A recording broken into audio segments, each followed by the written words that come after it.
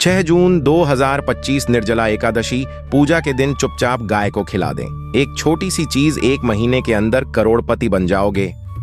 नमस्कार भक्तों, स्वागत है आप सभी का आपके अपने चैनल महावोद टीवी में। भक्तों, इस बार 2025 में निर्जला एकादशी 6 जून को मनाई जाएगी। भक्तों, अगर आपने यह वीडियो पूरी देख ली और हमारे बताए गए उपाय को अपने कर लिया तो आपको करोड़पति बनने से कोई नहीं रोक सकता। ऐसी दुर्लभ जानकारी बताने जा रहे हैं। वास्तव में अगर आप निर्जला एकादशी के दिन आप यह उपाय कर लेते हो तो यकीन मानना आप पर श्री विष्णु जी की कृपा होगी और माता लक्ष्मी का मिलेगा आशीर्वाद और आप धनवान बन जाओगे। आप धनवान ना बने तो मुझे बताना दोस्तों, बस जो उपाय आपको बताया जाए वह उपाय कर लेना। चलिए जानते हैं।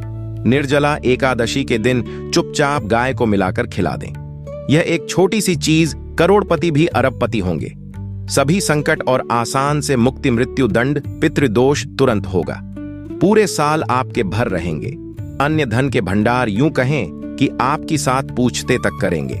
रूपों पैसों पर राज बैंक बैलेंस बढ़ता चला जाएगा। आपके घर में वेतन है वह कभी खर्च नहीं होगा और बढ़ता ही जाएगा। सभी दुख दर्द संकट कष्ट दूर हो जाएंगे और सभी सुख आपके कदमों में आ जाएंगे। सभी सुख आपके कदम चूमेंगे।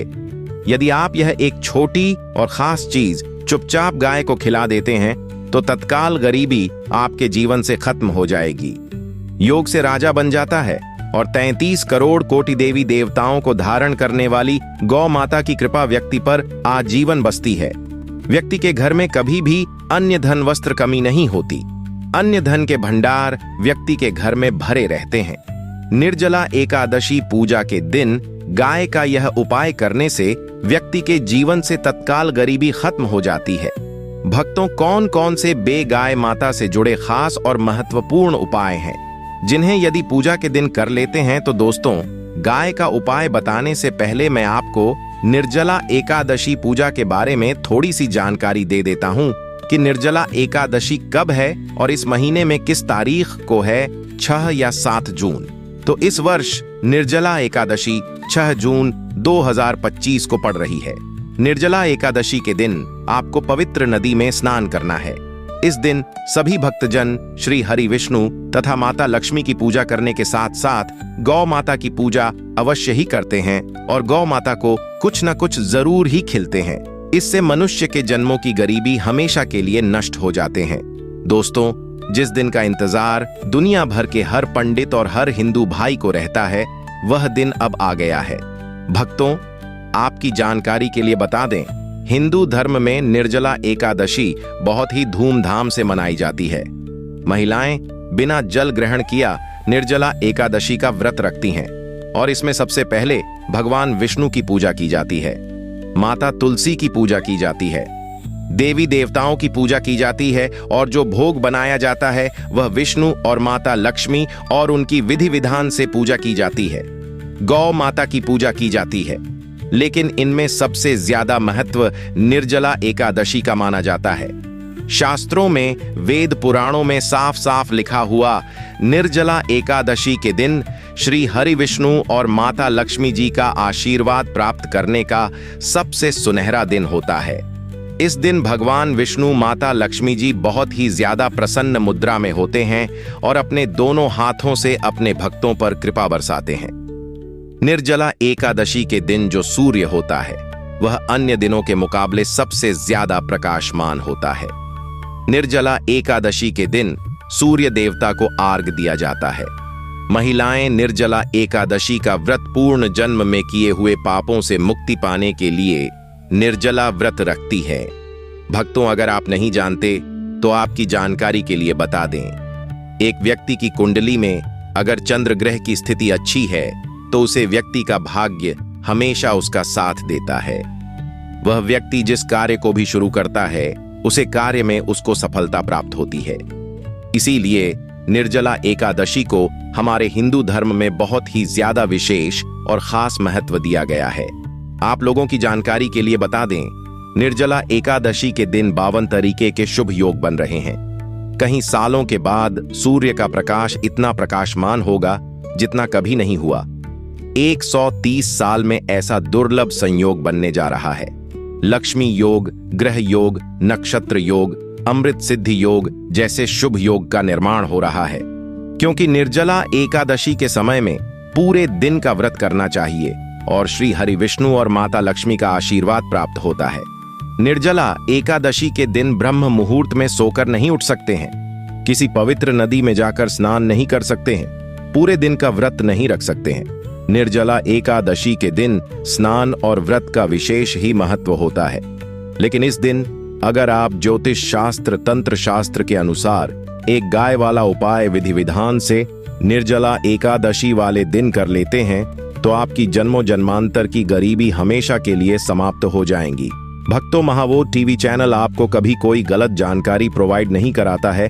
वास्तव में अगर आप निर्जला एकादशी के दिन अगर आप यह उपाय कर लेते हो तो यकीनन आप पर श्री हरि विष्णु और माता लक्ष्मी की असीम कृपा होगी और आप धनवान बन जाओगे। इस दिन सभी भक्तजन श्री हरि विष्णु तथा माता लक्ष्मी की पूजा करने के साथ साथ गौ माता की पूजा अवश्य ही करते हैं और गौ माता को कुछ न कुछ जरूर ही खिलाते हैं। अब आप सोच रहे होंगे कि गाय को ऐसा क्या खिलाने से और ऐसा क्या उपाय करने से आपको भगवान विष्णु और माता लक्ष्मी का आशीर्वाद मिल सकता है। तो दोस्तों, आपने देखा होगा जब भी आपके घर पर दिवाली की पूजा होती है या धनतेरस की पूजा होती है या फिर निर्जला एकादशी की पूजा होती है तो आपके घर वाले गौ माता की पूजा जरूर करते हैं और गौ माता को जो भोग होता है उसमें से कुछ ना कुछ खिलाते हैं, ज्यादा नहीं तो 2 पूड़ी अवश्य ही खिलाते हैं। तो भक्तों, आपको इस उपाय को निर्जला एकादशी वाले दिन ही करना है और सूर्य देव को आगे देना है और उनकी विधि विधान से पूजा करना है। इस बार निर्जला एकादशी है, वह बहुत ही शुभ युगों के निर्माण द्वारा बन रही है। तो इस वीडियो में आपको गौ माता से जुड़े उपाय के बारे में बताने वाले हैं, जिन्हें करने से आपके जीवन के जो भी दुख, दर्द, संकट है या कामयाबी होने में कोई बधाई आ रही है, सभी से छुटकारा मिलने वाला है। यूं कहें कि आपके जीवन में अपार धन सुख, कभी भी धन से संबंधित परेशानी नहीं रहेगी। यदि आपकी जिंदगी प्रबल हो जाएगी, धन प्राप्ति के योग्य बन जाएंगे और जीवन में सदैव अन्य धन के भंडार आपके घर में भर रहेंगे। अन्य धन वस्त्र कभी कमी नहीं होगी। आपको बता दें, इस निर्जला एकादशी भगवान विष्णु की पूजा के साथ साथ हनुमान जी, मंगल देवता और भगवान शनिदेव की भी पूजा जरूर करनी चाहिए। आपको बता दें कि इस दिन यदि आप हनुमान जी और मंगल देवता भगवान शनिदेव की पूजा करते हैं तो मंगल का ग्रह जनित दोष भी दूर हो जाता है। व्यक्ति के जीवन में धन सुख संपत्ति की प्राप्ति हो जाती है, समस्त मनोकामना व्यक्ति की पूर्ण हो जाती है। दोस्तों, आपको हम बता दें कि ऐसी ज्ञानवर्धक जानकारी आपको हम पैसों में भी बांट सकते थे, पर हमारे चैनल का मकसद है जनहित में जन कल्याण एवं जन सेवा करना। इसीलिए आपके लिए जो जानकारी बताते हैं वह फ्री में बताते हैं, इसलिए आप इस वीडियो को भी जरूर लाइक करें।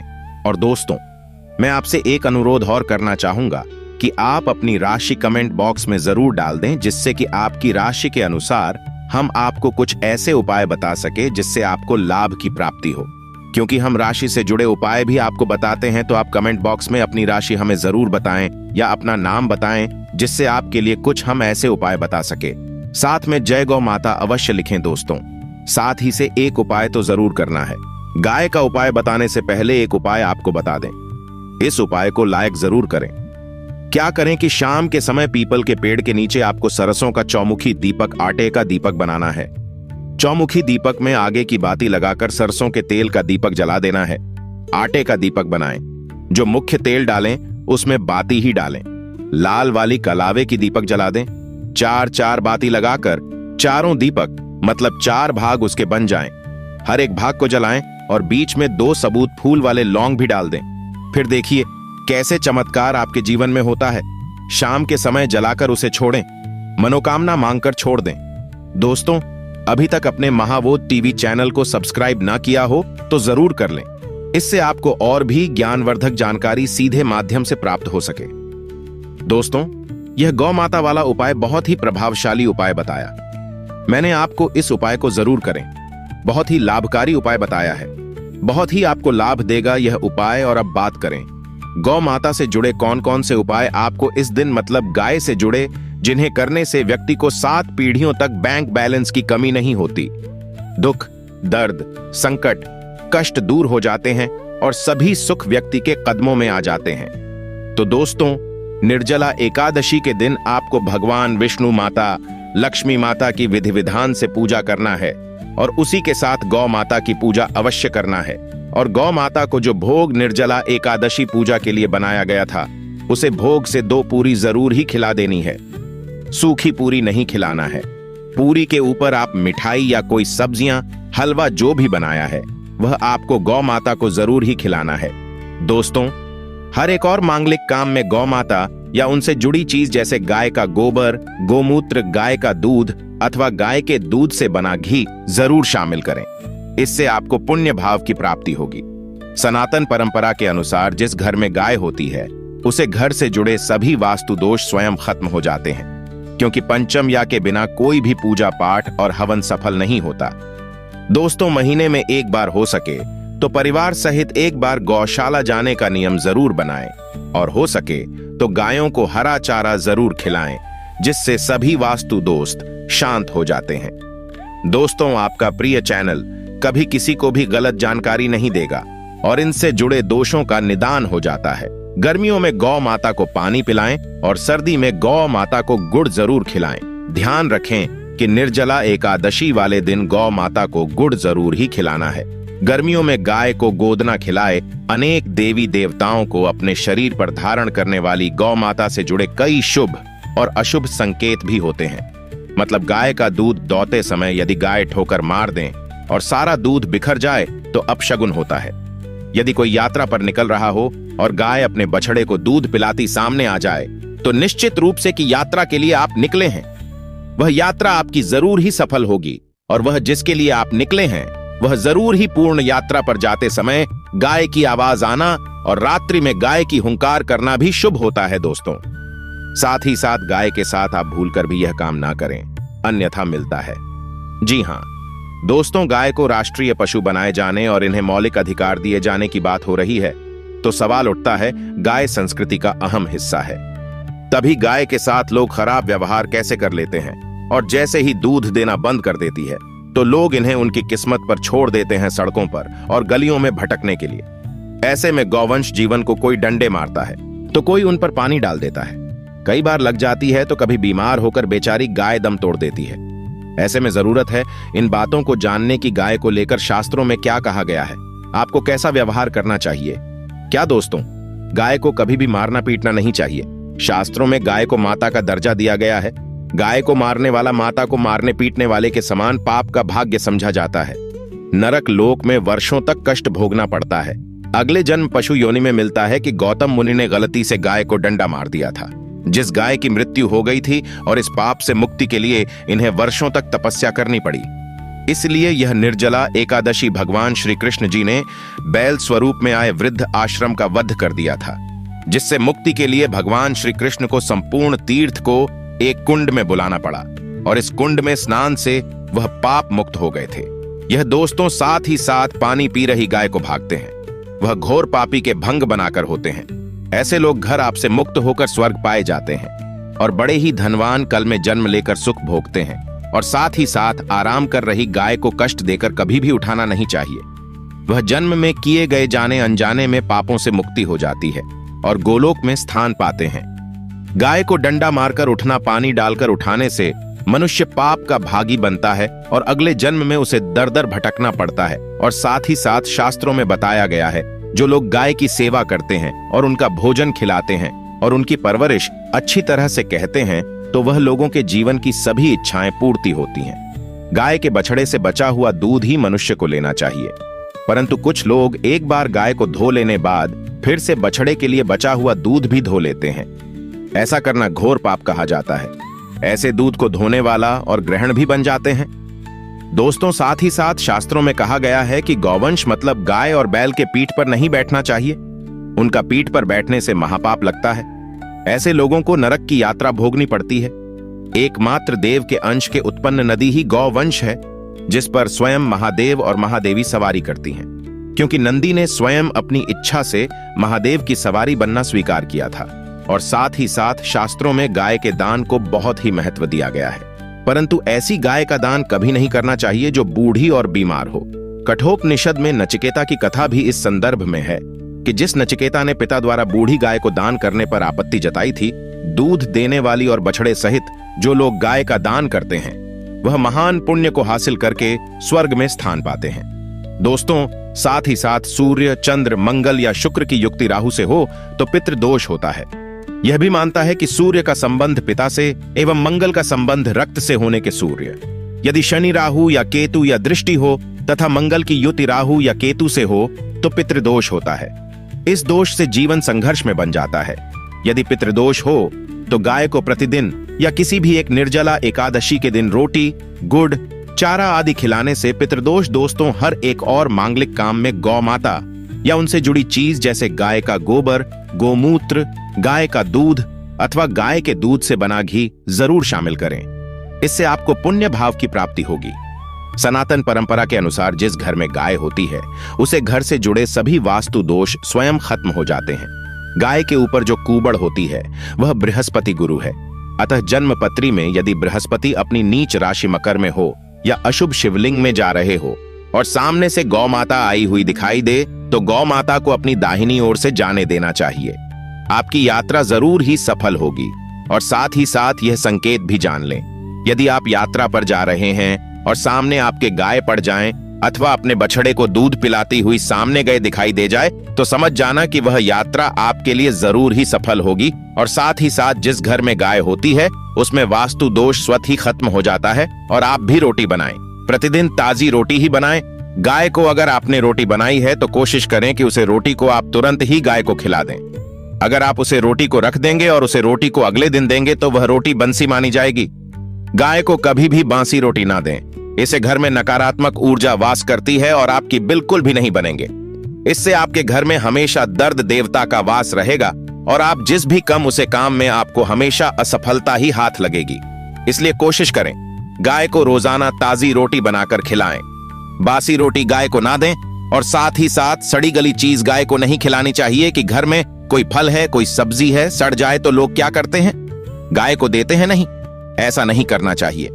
ऐसा करने से यदि आप गाय को खिलाते हैं तो और आप आपके भाग्य बन जाते हैं। और साथ ही साथ आप आटे की 11 लोई यहां बनाकर उनके ऊपर हल्दी लगा के इसके बाद गाय को खिलाएं। हर एक लोही को मिला दें। माता गाय की आप चरणों की स्पर्श करें या दोस्तों ऐसा करने से आपके समस्त काम बनने लगेंगे। जो 2 हक का समय चल रहा है वह भी खत्म होगा। आपके जीवन में खुशियां ही खुशियां होंगी। और एक बार आप 7 बार गाय की परिक्रमा भी कर लें तो आपके समस्त कम होंगे। और साथ ही साथ आप गाय को जब भी रोटी दें, रोटी पर या तो आप थोड़ी हल्दी लगा लें, अगर अच्छा ना हो तो आप थोड़ा रख सकते हैं, थोड़ा घी रख सकते हैं। या दोस्तों गाय को कभी भी सूखी रोटी ना खिलाएं। सूखी का मतलब गए रोटी रखें, उसे पर कुछ ना कुछ रखकर खिलाएं। हल्दी रख ले मिश्री की या जो भी रख ले, मतलब खाली रोटी नहीं खिलानी। इस बात जब भी आपको शुभ फलों की प्राप्ति होगी। जी हां दोस्तों, उपाय कुछ बातें जिन्हें आपको ध्यान में जरूर रखना चाहिए। या मित्रों, वीडियो अच्छी लगी हो वीडियो को लाइक करें। निर्जला एकादशी के दिन किए जाने वाले चमत्कारिक और अचूक उपाय भक्तों, पहले उपाय इस प्रकार है कि अगर आप अपने घर परिवार को हर तरह के नजर दोष से बचाए रखना चाहते हैं तो आपके परिवार में जितने सदस्य हैं उतनी संख्या में गोमती चक्र लें। अब परिवार के सदस्यों का नाम लेते हुए उन गोमती चक्र की पूजा करें। पहले एक गोमती चक्र लेकर परिवार के किसी भी एक सदस्य का नाम लेते हुए उसकी विधि विधान से पूजा करें। फिर दूसरा गोमती चक्र लेकर परिवार के दूसरे सदस्य का नाम लेते हुए उसकी पूजा करें। इसी प्रकार आपके परिवार में जितने सदस्य हैं एक एक करके उनका नाम लेते हुए उतनी ही संख्या में गोमती चक्र की पूजा करें। और पूजा के बाद उन सबको एक पीले रंग के कपड़े में बांधकर मंदिर में एक तरफ रख दें। अगर आप अपने पारिवारिक जीवन में खुशहाली लाना चाहते हैं तो उसके लिए निर्जला एकादशी के दिन श्री हरि को चंदन का तिलक लगाएं। साथ ही भगवान विष्णु के इस मंत्र का 108 बार जप करें। मंत्र इस प्रकार है, एयुएम अनिरुद्धाय नम।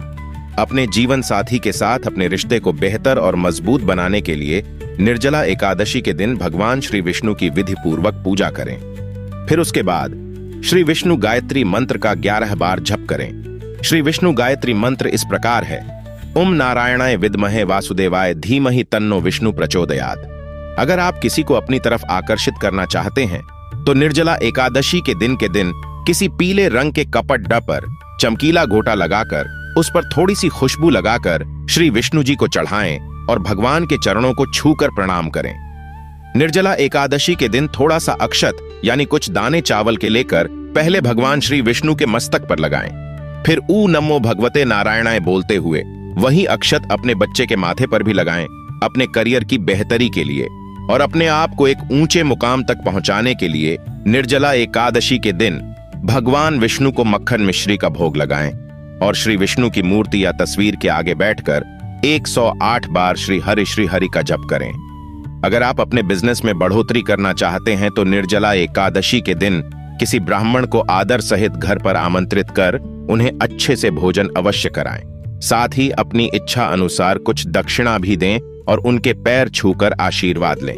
अगर आप अपने से ज्यादा दूसरे व्यक्ति पर जल्दी विश्वास कर लेते हैं और उनके बहकावे में आकर अपना ही काम बिगड़ लेते हैं तो ऐसी स्थिति से बचने के लिए निर्जला एकादशी के दिन तुलसी के पौधे में जल डालें और दोनों हाथों को जोड़कर आशीर्वाद लें। इस पावन दिन पर भगवान विष्णु और माता लक्ष्मी की पूजा करने से भौतिक सुखों की प्राप्ति होती है। वहीं इस दिन को लेकर तुलसी से जुड़े उपाय बताए गए हैं जिन्हें करने से शुभ फलों की प्राप्ति होती हो, भगवान विष्णु को चढ़ाएं। निर्जला एकादशी पर भगवान विष्णु की पूजा करते समय उन्हें तुलसी दल जरूर चढ़ाएं, क्योंकि इसके बिना श्री हरि की पूजा अधूरी मानी जाती है।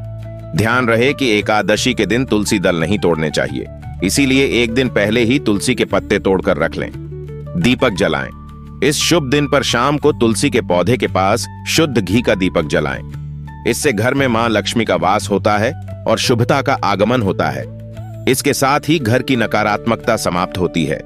परिक्रमा करें। इस दिन तुलसी के पौधे की 11 बार परिक्रमा करें। परिक्रमा के दौरान एयुएम नमो भगवते वासुदेवाय नमः मंत्र का 108 बार जाप करें। इस उपाय को करने से कुंडली में किसी से अशुभ ग्रहों का प्रभाव समाप्त होता है। इसके साथ ही शुभ फलों की प्राप्ति होती है। तुलसी मंजरी चढ़ाएं। भगवान विष्णु को तुलसी की मंजरी अर्पित करना भी बहुत शुभ माना जाता है। इससे धन की मुश्किलें दूर होती हैं और आर्थिक स्थिति मजबूत होती है। ध्यान रहे कि एकादशी के दिन तुलसी की मंजरी भी नहीं तोड़नी चाहिए, क्योंकि ऐसा कहा जाता है कि इस दिन देवी तुलसी भी व्रत रखती हैं। कलावे से करें यह काम। जो लोग धन से जुड़ी कामना करते हैं उन्हें इस दिन अपनी लंबाई जितना लंबा कलावा लेकर तुलसी जी को अपनी मनोकामना बताते हुए पौधे में बांध दें। इसके साथ ही पीले रंग का धागा लेकर उसमें 108 गांठें लगाकर तुलसी के पौधे के चारों ओर बांध दें। इससे आर्थिक तंगी दूर होती है।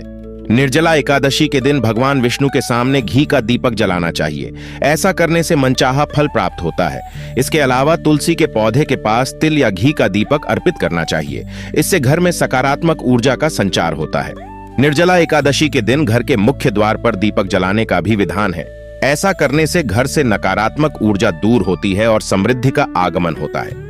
एकादशी के दिन दीपक जलाने से जीवन में सुख, समृद्धि और शांति का आगमन होता है। तो भक्तों, कमेंट करके बताएं कि यह वीडियो आपको कैसी लगी।